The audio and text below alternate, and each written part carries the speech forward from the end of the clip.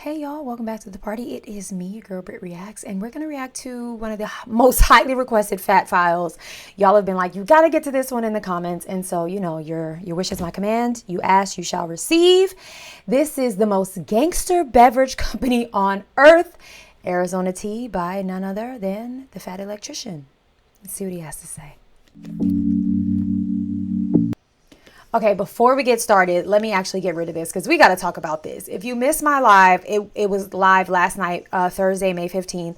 I did my first P.O. Box unboxing. I have 3 really kind and beautiful gifts. One being this vintage box of candy, which I can't even get over. I'm also not going to tell you how many I've already eaten. Boxes, not single pieces of candy. Boxes. Mind your business. And then this cool military slang dictionary, which I feel like you all will appreciate more than anyone, my fat electrician family. And I think it was one of you guys, viewers of these videos, that sent it. I have no idea who sent these to. Thank you. And then I got flowers, and I had an email that had something to do with the flowers, but I don't know if it was from the person that sent the flowers. Anyway, I sent an email back saying thank you. If you want to own up to these, please email me so I can personally thank you. It brought so much joy into my life and just made like my Thursday night and my Friday. I can't even lie to you. Anywho, I love you guys. Y'all have been just flooding my comments on my videos, the comments on my video about this one. So let's see why Arizona Tea is the thug of beverage companies. Why don't we? All right, this is easily the most requested business for me to look into. Today we're talking about Arizona Tea, and I think the reason so many people have requested this is fairly obvious. Clearly, Arizona is up to something, selling these giant cans of tea for 99 cents, which right out of the gate feels weird, but then it gets even weirder when you realize that they've been selling that same can of tea for the same exact price since 1992. Talk about it. Inflation has gone up 124% since then, meaning that if they just wanted to maintain everything, that can of tea should cost at least $2.24. Okay, bear in mind, we live in a world where as of 2021, the Dollar Tree is now the $1.25 tree, okay? The only other product that is sacred is the Costco $1.50 hot dog. And to make that even kind of feasible, Costco had to go out and buy 2 hot dog making factories, and they still lose money on it, okay? The only reason Costco's staying in business is because they make so much money on all the other things they sell, they can just afford to take a loss on the hot dog, which makes the Arizona Tea can absolutely insane because it's the equivalent of Costco only selling hot dogs. They have to be losing money. It doesn't even seem feasible. They're clearly up to something, and we're going to get into it right after a word from our sponsor. This video is brought to you by Rocket Money, your all-in-one finance app that's going to help you cancel subscriptions, lower your monthly bills, and overall manage your money better. Rocket Money covers... Here's a funny thing. If you made this comment on my Charlie Kirk video, shout out to you. Show yourself. Someone was like, you don't have... This is not the fat electrician. You do not have to show Charlie Kirk's his ads. Y'all crack me up. I want y'all to know I'm really in here reading your comments. That is really me engaging with you in the comments. You guys crack me up. I've said it before. I'll say it again. We actually use Rocket Money in this house. This one I can vouch for. Somebody tell them to give me some money so I can be paid to say this. I'm not being paid to say it. I just really like Nick, and I want y'all to go use his code, FATFILES, to use Rocket Money because it's actually a really good resource. It's going to help you cancel subscriptions, lower your monthly bills, and overall manage your money better. Rocket Money covers pretty much everything. They will let you monitor your credit score. They help you manage your budget by letting you see all of your expenses in one easy location. And then if you want them to, they can actually go in and help negotiate a lower price on some of your bills, like your cell phone, for example. And they don't just save you money by negotiating down some of your bills. They also help you identify and cancel a bunch of subscriptions that you probably didn't even know that you had. And this is my favorite part because me and my wife, mostly my wife, has a horrible habit of signing up for free trials on apps and then forgetting to cancel them. But luckily, Rocket Money's here to let me know that I have been spending $7.99 a month every month for the past 3 years on some photo editing app that my wife used one time for an Instagram post.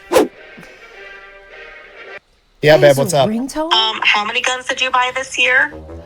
Talk that talk. No comment. Wait, what? How do you even know I'm talking about you right now? Did you bug my office? A, don't worry about it. B, keep my name out of your mouth. Period. All right. Period. All right, I gotta finish the ad. I gotta go. She said Love what you. she said. That could have went better. Nick, I hope she gets a fat portion of your ads. I hope you break her off real nice because she is the ads. Like, let's just talk about. Also, I love his shirt, the Keyboard Warrior. Finish the ad. I gotta go. Love you. Twitter fingers. That could have went better. Anyways, if you want to take control of your finances today, go check out Rocket Money. I will have a link in the description down below. Let's get back to the video. There's a baby monitor in my office. All right, our story begins with the owner of Arizona Tea, John Voltaggio. In the 1970s, he was a truck driver for an alcohol distribution service. Essentially, he was driving a truck around the city, and he would deliver all the alcohol to convenience stores and gas stations, and he did that for years. After doing this for years, him and his coworker, John Farolito, decided they're going to start their own distribution service. However, as I'm sure you can imagine, that's a very tough business to get into, and initially, the only clients that they could get were all the convenience stores and gas stations on the sketchy part of town that nobody else wanted to deliver to, but they did it anyways. Then, after they had a fairly successful distribution service, they figured, hey, we're already carrying all these different types of beverages to deliver them to all the convenience stores, and we have those relationships. What if we started our own brewery and started making our own alcoholic beverage, and then we could just have one more product to be able to offer all these clients? And so they did, and that was fairly successful also. So now that they have their own alcohol, they have to figure out how to market it, and this is where John Voltaggio really figures out how to market a product, and he looks around at all the other successful products in the alcohol market in the 1980s. And let's just call a spade here. The 1980s is the pinnacle of the sleazy advertisement era, okay? I mean, we've got Camels trying to sell children-flavored cigarettes, and we've got every alcohol company on the planet desperately trying to convince you that if you drink fucking Bud Light or Coors Light or whatever, a supermodel is going to be attracted to you and your beer gut. So John Voltaggio, learning how to market a product. Do y'all remember when I reacted to that SNL skit? Ever a supermodel is going to be attracted to you and your beer gut. So John Voltaggio, learning how to market a product, he's like, okay, step one, make it cool. Step two, have a supermodel with huge cans, promote it. Easy. Her They cans then weren't proceed that to big. name their beer Midnight Dragon, which is the coolest fucking name for a beer I've ever heard, and this is in 2024. If you adjust for inflation, it had to have been way cooler back in the 1980s. I mean, even today, that's a brilliant name. Imagine going over to your buddy's house, he opens up the fridge. Oh, what did you want to drink? We've got Miller Lite and Midnight Dragon. Dragon! I mean, at that point, you could literally be a Miller Lite guy, and you're still gonna try at least one Midnight Dragon. You have to. So step one, make it cool. Check. Step two, make it sexy, right? Sex sells. I present to you their first ever advertisement, a beer poster of a model in red lingerie holding a 40 of Midnight Dragon with a straw with the caption, I could suck on this all night. Damn! The fact that it's a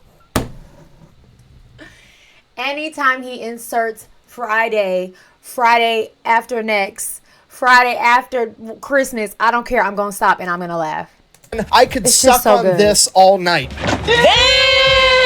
The fact that it's a 40 is just completely outrageous. Like, the notion that anyone in the history of mankind has ever been drinking a 40 while simultaneously also concerned about smearing their lipstick is just completely unhinged. Like, I need a part two of this beer advertisement. I know that straw doesn't reach the bottom of that 40. What happens when the straw doesn't reach anymore? Do you just throw it away and get another 40? Or are you going to be so drunk off the first 20 ounces you're not going to care about your lipstick anymore? I'm sorry, I'm getting sidetracked. Anyway, so this goes on until like 1990, and John Voltaggio, while he's delivering beer one day, there's another distributor there, and he's actually dropping off a bunch of Snapple. And John Voltaggio is just like captivated by it because it's the middle of winter. Why on earth would anybody be drinking iced tea in the middle of winter? It doesn't make any sense to him, but apparently a bunch of people enjoy it, so he's like, that's it.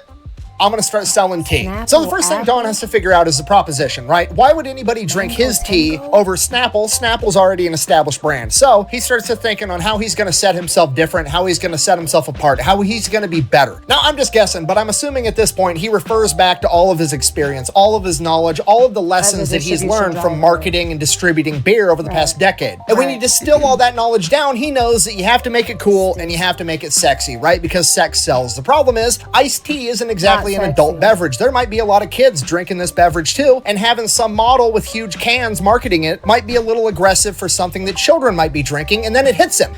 Huge cans. We'll get rid of the model and just keep the giant cans. Okay, now like the textbook business term for this strategy is called a value proposition. Basically, he's decided that Snapple is 16 ounces and it costs like, I don't know, $1.29, whatever it costs. He's coming in and he's like, cool, I'm gonna sell more. I'm gonna sell 23 ounce cans and I'm gonna sell it for less.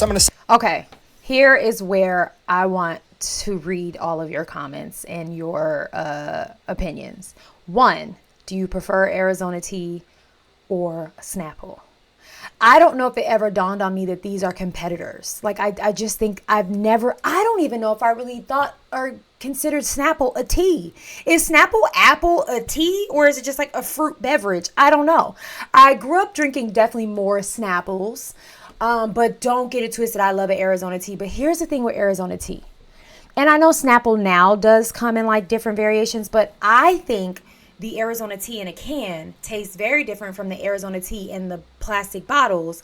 And the Arizona plastic bottle with the handle tastes different than the Arizona plastic bottle that's just like the top in the black plastic bottle. Like, they taste different to me. I've never had Snapple outside of the glass bottle. Here's the other thing with Arizona tea in the can. You know how, like, with tea, things settle at the bottom, like, no matter what, like a tea, you brew a tea and something's gonna like settle to the bottom. It sometimes I will not drink to the bottom of an Arizona can because I'm like, what's down there? What's floating down there? I hear how stupid that is. I don't need you to judge. I'm just being transparent. So I just want to know, you know what I mean? Like, what are your thoughts on this? Do you prefer Arizona tea? Do you prefer a Snapple? And which is your favorite? Arizona tea's green tea, Arizona tea's peach tea, Arizona tea's Arnold Palmer, undefeated. And then you have Snapple Apple, and ice cold when the pop, and they don't do like the fun stuff on the top anymore. Remember when you used to get a Snapple and there was like what was it, like a fact? They don't do that. I don't know. Oh, the nostalgia. And also the devastation at how much the world has changed. All right, talk to me in the comments. Let me know your preferences, your thoughts on what I just rambled on about. Wow, I just had a frigate moment. Frigate! But that's okay. Will frigate replace squirrel? Perhaps. I've only had water today, I promise. I don't know where all the hyperness is coming He's from. like, cool, I'm going to sell more. I'm going to sell 23-ounce cans, and I'm going to sell it for less. I'm going to sell it for 99 cents. That's the value proposition. Wild. You're going to get more for less. Okay, that's what a textbook's going to tell you, but I'm dubbing this the big can strategy, right? Because we've seen this time and time again, okay? Think about Monster Energy. Monster Energy was not the first energy drink to ever hit the market. That was Red Bull. Monster Energy just came... Guys, I have another story. I feel like I've told this story. You guys like my stories, right? You don't mind that I'm interrupting. That's why you're here. Because if you just want to watch him talk, you'd go to his channel and watch him. You've probably already done that, which is why you're here wanting to watch me watch him and talk. Anywho... Sorry, there's like stuff under my nails and I'm literally digging it out. My OCD is rearing its ugly little head right now. Anywho, I was just talking to my friend on the phone about this yesterday morning. In high school, well, I guess I was out of high school at this point. She was still in high school, but we were camp counselors at our church camp. And these are the days where I was just like, I was out in the streets wilding. I would be in the club until God knows how long and show up. This was a Christian camp because y'all know I grew up missionary Baptist. Show up so hungover just every day at this camp, just like the worst camp counselor of all time. She was one of my junior counselors. And I chugged a Monster energy drink at like 8 in the morning on an empty stomach. Needless to say, I ended up in the back of an ambulance. I was like 18 or 19. And it was funny because my daughter loves to make matchas in the morning. And, you know, I have to have her drink them in moderation. She can't drink a whole one. She can have a little bit because there's caffeine in it. And she said to my daughter, like, one day I'm going to tell you the story about how your mom, my daughter was like, oh, my mom already told me, because that's like how I prevent her from wanting to drink caffeine. Because I'm like, you're too young to have, like, she'll be like, can I taste your coffee? And I'm like, girl, listen, okay, you have too much of this stuff. And you'll end up in the back of an ambulance. So drink it in moderation is all I'm saying. I'm not going to tell you not to drink it. You know, our friend Shoe on Head, she's always chugging on one. Do what you got to do. I understand. So we need energy. But drink it in moderation, or at least on a full tummy, okay? Monster Energy was not the first energy drink to ever hit the market. That was Red Bull. Monster Energy just came along and was like, oh, hey, Red Bull's only selling these little 8-ounce cans of energy drinks. What if I doubled the size and sold 16-ounce cans and gave it an even cooler logo? Boom, multi-billion-dollar business right out of the gate. And you know the kicker with that, one of the top executives that helped initially launch Monster and market it was a top-level executive at Arizona previously So he knew exactly what he was doing with the big can strategy. Yup. In Don Voltaggio's own words, his marketing strategy is, and I quote, put tea in a big can and paint it pretty. Okay, if you learn nothing else from this video, just remember, people like big cans. Did you say my name? No, why? She's You genius. said big cans. Yeah? Well, that was my nickname in high school. What? Yeah, I didn't tell you that story? No. Yeah, so it all happened back in 2009. I was a freshman, and so all Genius. these boys were just like,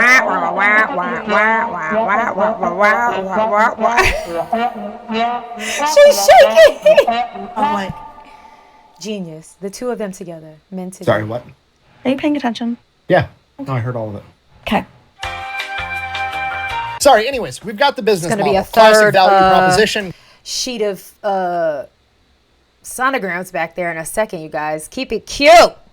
Keep it PG here on the tube of you. Give more for less. Super simple, easy to market, great tried and true business strategy. Next thing, what are we going to name the company? So Don's thinking on it. He goes back home to his wife and he's looking at his house and he lives in this like Spanish colonial or sometimes referred to as Santa Fe style home. And he's like, cool, I'm just going to call it Santa Fe tea. When you think of tea, you think of hot, the desert. Santa Fe is perfect. We're going to slap Santa Fe on the can. He does a couple of designs. The word Santa Fe just, it doesn't look right. It doesn't fit. So he's like, fuck it. I'm just going to say Arizona tea. Don's never even set foot in Arizona, but he's like, it's fine. We're just going to call it Arizona tea. It'll be good. Sounds good to me. Okay, next thing. Got to make the cans cool. Don's wife volunteers. She's going to design all the cans. Perfect. We got everything we need. So now Don and John Farolito are going to go to the bank, get a loan, and start their tea company. The bank hates it. They think it's a horrible, stupid idea, but they reluctantly end up giving the loan anyways for a couple of reasons. One, they're already successful businessmen. That's what I was just about to say. They didn't even need to go on with a business plan. We have it as a very successful business. It makes two forms of income, the distillery and the distribution. They're a shoo-in. Third time's a charm. Honey, listen. Reluctantly end up giving the loan anyways for a couple of reasons. One, they're already successful businessmen. They already have a ton of money and collateral. And B, sometimes you just got to bet on the player and not the game. So the bank, while they were wrong, they ended up making the right decision and loaned them the money to get started. So 1992, Arizona tea hits the shelves for the first time and pretty much is immediately outrageously successful. And from here, it's pretty much 3 decades of Don Voltaggio being a fucking gangster about absolutely everything. Don wakes up one morning, decides he wants to start selling giant 1-gallon jugs of tea. He starts making the tea, takes it to the distributor. The distributor's like, hey, this is never going to sell. At which point Don is like, cool, you're never right about anything. Go ahead and put it on the shelf anyways. We'll see what happens. Now it's in like every grocery store in America. He decides he wants to come out with a new flavor of tea, honey and ginseng green tea. And then he has his wife design this beautiful can. At which point he takes a bunch of criticism like, hey, men are never going to drink that tea because it's a girly colored can. At which point he's like, fine, I'll just sell it to women then. Fast forward a decade later, it's their best-selling flavor and probably one of the most iconic product designs of all time, and it's all because he had his wife's back like a complete badass. He would also get a bunch of shit because he wasn't doing any marketing. Like, he had no marketing department whatsoever, to the point that whenever companies or interviewers or news sources would ask, you know, hey, how big is your marketing department? He would reply, pretty big, about 6'8", in fact, referring to himself because he was the only guy that did any marketing, which honestly wasn't much. They weren't worried about product placements and being a Super Bowl commercial and all this other dumb shit that all the other brands do, because Don knew that he had the value proposition on his side. He knew that he was selling more tea for less and he was putting it inside of a cool can and the product would sell itself, and he was absolutely right. Okay, fast forward to 2008, Arizona tea is huge. They have their own factory, everything's paid off, they're making a ton of money. I forgot about that bottle.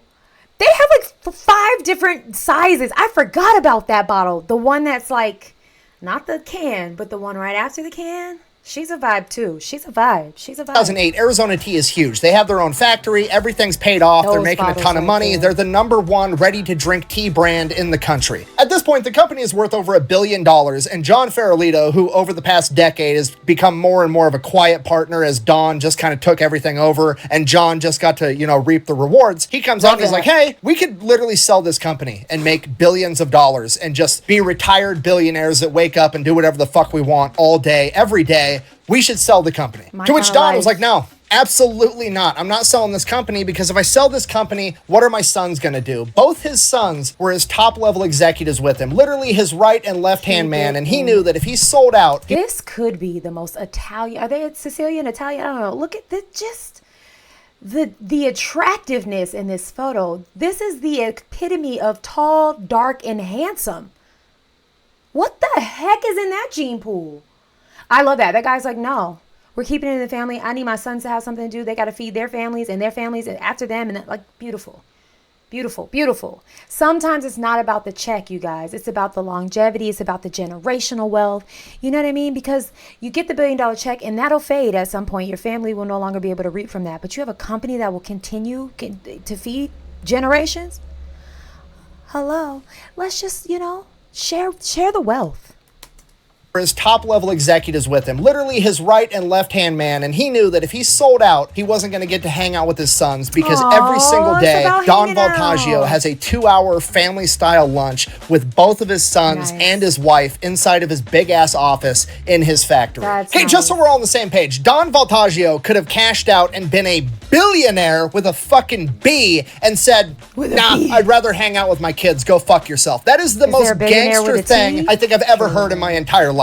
Like, imagine how his sons feel about him after that. You know what I mean? Like, imagine going to work with your brother and your dad all day, every day, knowing that the only reason that you're there right now was because your dad got offered to be a billionaire. Like, basically a king or an emperor of capitalism in America, essentially. Like, your dad could have just been like the guy doing whatever he wanted for the rest of his life. But no, he decided he was going to have your back instead. And now you get this awesome job with your family. Like, it's dad goals to a degree that I didn't even know existed. So this obviously leads to a little bit of a falling out between Don and John. John obviously wants to sell. He wants to take his money and run, which kind of understandable. So he's like, you know what? Fine. Don, you keep your half of the company. I'm going to take my half and I'm going to go sell it to some investment firm or something and I'm going to get my money and I'm going to retire. To which John Voltaggio is like, no, you're not. Absolutely not. You are not about to sell half of my company to some investment firm that's going to want to take it public and then an army of MBAs is going to march in here and try to tell me how to run my business that I built from the ground up when none of them have accomplished anything at all. Okay, I'm worried about taking care of my employees and my family and putting a lot of tea in pretty cans, and these MBAs are going to march in here and they're going to be worried about one thing, and that's getting a return on their investment, which is a fancy way of saying they're trying to make money for doing fucking nothing. So Don and John go to court and battle it out for the next 8 years. They reach a confidential agreement outside of court. Nobody knows what it was. Nobody knows the terms. Nobody really knows what happened. All we know is that John got paid out $1 billion,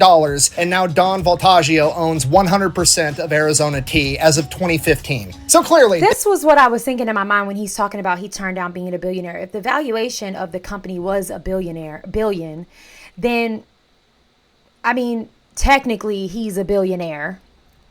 But I mean, he's still got enough money to do whatever he wants all day. He just goes to work and has family meal style, lunches because he wants to, not because he has to.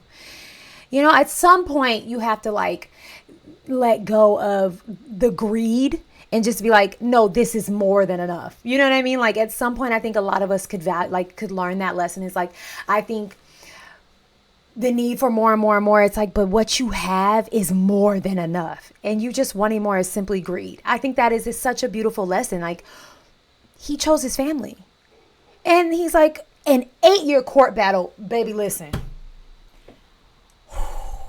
Count me out. Don Voltaggio owns 100% of Arizona Tea as of 2015. So clearly, they just paid out $1 billion. It's been 23 years. They have to raise the price of the tea, right? Absolutely not. Don is 100% against it, and he's going to do anything and everything he can to not raise the price of the 99-cent can. What on earth could his reasoning possibly be? I'm just going to let him tell you. Why not increase the price and therefore increase the profit? He sits like a boss. We're successful. We're debt-free. We own everything. Why have people who are having a hard time paying their rent have to pay more for our drink? This is it. Maybe it's my little way to give back. This dude's just a complete... This is the key to life. Like, I wish everyone could think like this. I feel this way. Like, I have had time and time again for the 2.5 years I started my channel. People telling me I needed to start another channel so I can make more money. Literally, I've had people advise me, and not in a bad way, just like every reactor does it. Every reactor creates a second reaction channel, a third reaction channel, so you can monetize more. And I'm just like, listen, this channel has been such a blessing to my life. I have made more money than I've ever been able to make in my life doing anything else, working way less, and my family is able to live a beautiful life. And I am so happy and content with that, and I'm grateful for it. And to add more work is pulling me away from the time that I get to have with my children. This channel freed me from having to work 40, 60 hours a week. Do you know what I'm saying? Like, I have so much gratitude for that. I'm just like, no, like, my cup overfloweth. I have more than I could ever ask for. Could I have more? Do I aspire for more? Yes, but not at the cost of my children and my free time and the life I live and the way I'm able to live it right now. And that is my prerogative. Everybody doesn't have to feel like that. But I lived a life of being a workhorse for so long and like burning myself out for so many other people's businesses to succeed that like I find so much gratitude and happiness right here. That's like, yeah, we could raise the price, but like we're debt free. Our company doesn't need to raise the price. We don't need to pay off debtors. We don't need to pay, you know, all of my employees are paid. My family is happy. It's like, why? That's just greedy. It's just greedy. And on top of the fact that like everything you put out into the atmosphere comes back to you. So if his mentality is just, let me never raise the prices so that the person who can only afford my Arizona tea can always only afford my Arizona tea. That type of generosity will always come back to him. Always. And then his family and his sons and his sons' sons and their sons. Like, stuff like that is so real to me. It's such a beautiful thing. It is such a beautiful thing. And I just want y'all to know, I probably will never start another reaction channel. So stop asking me. I love you. I love you.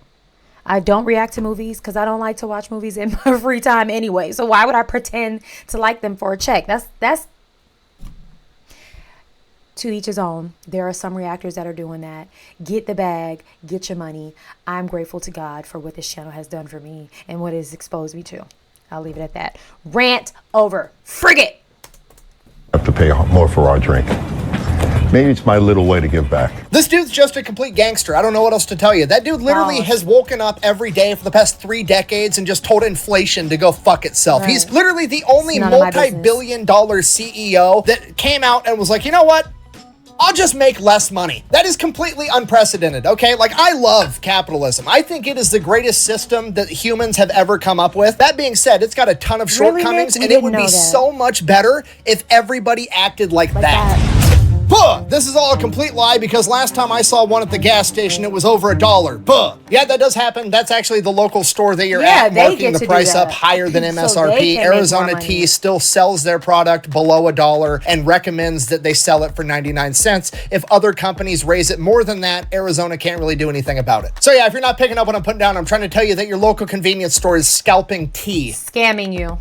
It's the world we live in. So other than Dawn simply being willing to just make less money, buy a smaller yacht, if you will, what else is Arizona Tea doing to cut costs to maintain this price point? Over time, they've done quite a few different things, one of which is they actually changed from selling 23-ounce cans to 22-ounce cans. And the reason they did that wasn't by selling, you know, 1 less ounce of tea is going to save us all this money. They didn't really give a shit about the tea itself. What they did was they went to the can manufacturer and said, hey, we want you to make our cans thinner and use 40% less aluminum so that we save a bunch of money on the raw material end. So they actually ended up making the can a tiny bit smaller and then making it significantly thinner all the way around and having a different top so that they could save a bunch of money on the can itself. In addition to that, they also figured they could save a bunch of money on fuel by not delivering their tea during the day to all the different stores. All their trucks run exclusively at night. Okay, just so we're all on the same page. Just genius. That is so, do you know how much money they're probably saving on that alone? That is genius. Hello? Did y'all hear that? Genius. All their trucks Who came run up with that in the board exclusively meeting? at night. Give them a raise. So we're all on the same page. Just So we're all hearing what I'm saying. In order for Arizona Tea to maintain their cheap price point for the rest of us, they're also going to make us suffer by reducing the amount of traffic. This might be my favorite company on the planet. They need to add that to the marketing, honestly. Big cans, pretty, there's less fucking traffic, okay? It's a trifecta. Okay, do you understand how crazy that is? Like, before, they were just saving you money. But now, in order to keep saving you money, they're also being forced to save you time, okay? It violates the laws of physics somehow. It has to. Damn, Neil deGrasse Tyson! How are you doing that? What? Physics, Terry. It's physics. This is my new favorite company, okay? I don't even drink Arizona tea. I'm starting today. Okay, that's it. That's all I got. I thought for sure Arizona tea was going to be up to something like every other company I look into, but no, they're not up to anything nefarious. They're not secretly being funded by the government. It's just Don Voltaggio, the owner, woke up every day for 30 years and decided to be a fucking badass. When they told him his 1 gallon jug of tea idea was dumb and it wasn't going to work, he said, cool, I'm going to go ahead and sell it anyways, and it worked. He believed in himself. When his wife designed this awesome can and they said nobody's gonna buy it because it's girly, he said, cool, I'm gonna sell it anyways. He believed in his wife and he was a good husband. When it came time to sell out, retire, and be a billionaire, he said, but then I'm not gonna get to hang out. Remember, y'all, not Hell, Hail. Hell no, we not selling. We're not doing that. We don't sell out around here. We're just gonna make 1 billion less, and my sons can't build that condo they wanted. Like, boss with a good big heart and a literal mansion up in heaven waiting for him. Sell out, retire, and be a billionaire. He said, but then I'm not going to get to hang out with my sons. He had his kids back. He was a good dad. And when the time came to raise prices because everybody else was doing it, he said, nah, I don't need to make more money. I'll just make less. He was a good person. And despite all of that, despite the fact that he did everything wrong and he put money last as the business owner and the guy running the show, he still ended up being a billionaire worth over $6 billion. And more importantly, he gets to have lunch with both of his... And let's be clear, there is no difference between 6.5 billion and 60.5 billion. Once you've reached the billion threshold, baby...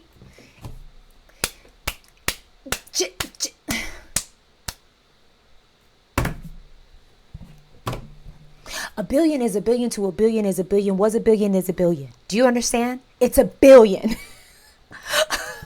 Worth over $6 billion. And more importantly, he gets to have lunch with both of his boys every single day, which is something I don't think any other billionaire can say. Is there a documentary on them? And in a lot of ways, that probably makes him the richest man on earth. So in my opinion, that's the key to Arizona Tea's success. Don't chase the money, chase the goal. The money will come after. Even if the goal is something as simple as putting a lot of tea in a big can. And that's the key to Arizona Tea's success. Don't chase the money, chase the goal. The money will come after. Even if... Don't chase the money, chase the goal. The money will come after. Church of fat electricians. Can I get an amen? Can I get a hallelujah? Can I get a shout of praise? That is a word.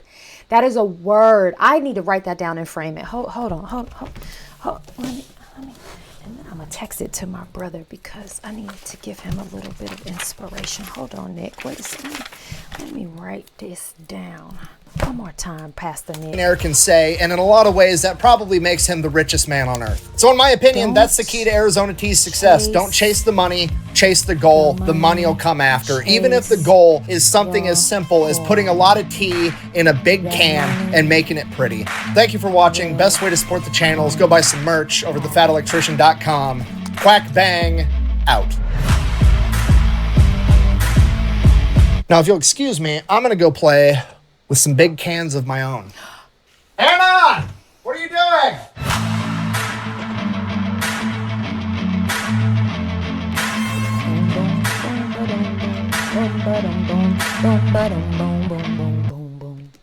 I'm obsessed. Now I know why y'all told me to watch it.